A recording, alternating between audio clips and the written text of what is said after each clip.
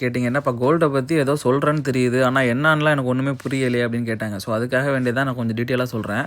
Actually first போட்ட picture இது. இது என்ன போட்டேன்னா, கோல்டு அன்னைக்கு வந்துட்டு பார்த்தீங்கன்னா, கிட்டத்தட்ட நான் இந்த இது போடுறப்ப ஏப்ரல் 2ஆம் தேதி $3150 இருந்துச்சு. நான் போடுற இந்த சார்ட் விலைங்கிறது வந்துட்டு டாலர குறிக்கும். இங்கிட்டு இருக்கிறதெல்லாம்.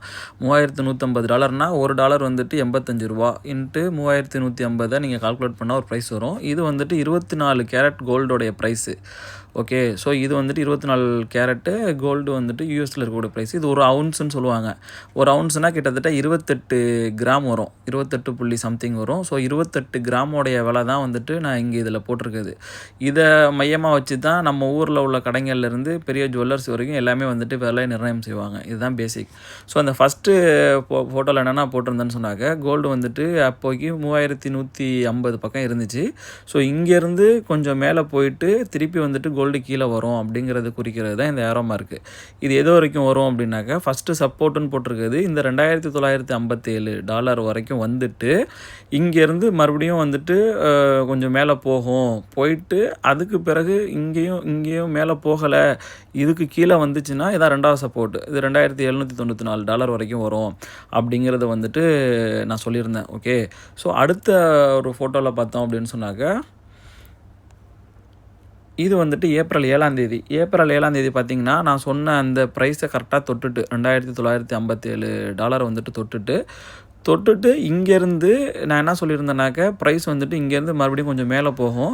மேலே போயிட்டு அதுக்கு மேலே போக முடியாமல் கீழே வந்துச்சுன்னு சொன்னாக்க, இன்னும் ஏற்கனவே இருந்ததுக்கு மேலே கீழே இறங்கும்.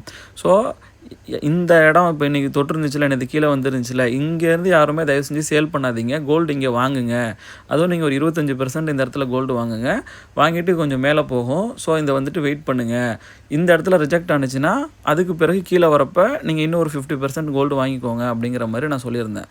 ஸோ இப்போ மார்க்கெட்டில் என்ன நடந்துகிட்ருக்குன்னா, கரெக்டாக நான் சொன்ன அதே மாதிரி அந்த ஏரியா வரைக்குமே வந்துட்டு அதுக்கு பிறகு மார்க்கெட் வந்துட்டு மேலே போயிட்டுருக்கு. இப்போ $2957 $3075 வரைக்கும் வந்திருக்கு. ஸோ என்னுடைய கணிப்பு இந்த 3103 பக்கத்துக்கு போயிட்டு திருப்பி இது இங்கே கீழே வரணும். ஸோ கீழே வந்து ஏற்கனவே இருந்ததுக்கு லோக்கு கீழே வந்துச்சுன்னா நல்லா கீழே போகும். அப்படி இல்லை, இந்த 2100க்கு மேலே போச்சு அப்படின்னு சொன்னாக்க, நீங்கள் இந்த ஏரியாவில் வாங்கக்கூடாது. ஆஹா மேலே போயிட்டே நம்ம வாங்கலாமேன்னு வாங்கக்கூடாது. அதுக்கு பிறகு இங்கே இருக்குல்ல இந்த ஏற்கனவே போன ஹை, இந்த ஹையை தாண்டு தான் பார்க்கணும். ஸோ தாண்டின பிறகு தான் நீங்கள் எடுத்து வாங்குற மாதிரி இருக்கும். ஸோ மேக்ஸிமம் நான் கணிக்கிறது 2100 தாண்டிட்டுன்னு சொன்னாக்க இந்த லெவல்னால் 3150. ஸோ இந்த $3100லேருந்து $3150 பக்கம் வந்துட்டு தாண்டிட்டுன்னு சொன்னாக்க கோல்டு